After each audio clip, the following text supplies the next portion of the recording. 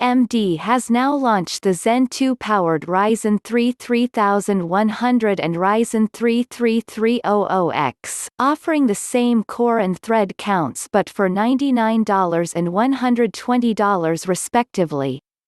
These budget chips might have slightly lower clocks than a $350 Core i7-7700K, but are serious gaming CPUs and come with PCIe 4.0 support, for those speedy M.2 PCIe SSDs. 3 years is clearly a long time in computing.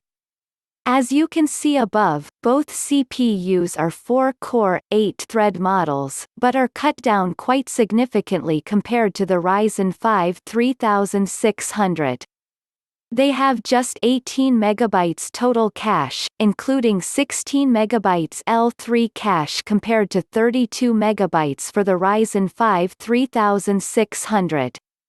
The Ryzen 3 3100 also has comparatively low frequencies and boosts to just 3.9 GHz, while the Ryzen 3 3300X can reach a much healthier 4.3 GHz, which is actually quicker than the Ryzen 5 3600's 4.2 GHz.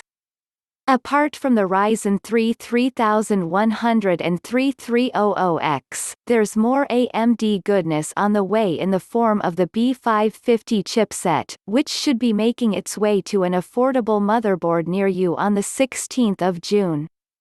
This is important, because if there is an issue with these CPUs right now, is that in order to get the most from them, you're limited to using an X570 motherboard, which generally start at the $250 mark, double the price of the CPU. You can use an X470 or a B450, but you'll miss out on support for PCIe Gen 4 if you do so. The takeaway from these benchmarks is that the Ryzen 3 3300X compares favorably to both the 7700K and the 6-core 8400. It scores much higher in serious tests like Cinebench R15, X264 v5.0 and PCMark, while also maintaining the lead in games.